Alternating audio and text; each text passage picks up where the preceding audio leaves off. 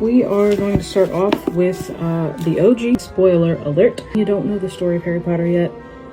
I don't know what to tell you. If you're one of those Christian kids who wasn't allowed to read Harry Potter, it's not evil. You're not going to go to hell.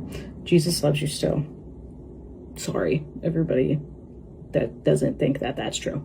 Okay, love you, bye. Harry Potter and the Sorcerer's Stone. This is my first copy that I got, and probably the first real book I read. Mirror of Erised on my arm as well. So anyways, not off to a good start.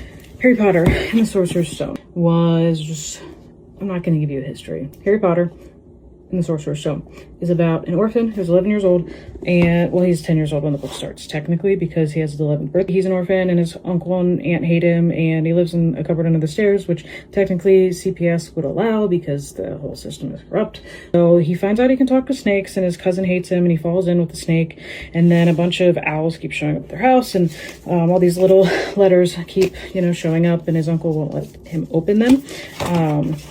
So then they end up going to this little shack in the middle of the ocean or something. He's magic. He gets friends, and then there's a professor he's got a stutter and got this turban on his head, and he's just kind of squirrely. But then there's also Professor Snape, who's really sketchy and looks evil. Long story short, Harry's on the Quidditch team, and he is really good. First seeker in 100 years, like his dad was. There's a troll in the dungeon, so Harry and his BFF Ron save their other BFF Hermione. They weren't BFFs at the time. That happened after this. So they're besties, and there's a forbidden forest, and not allowed to go creature thing, drinking unicorn blood, which is like a big no-no. You cannot do that.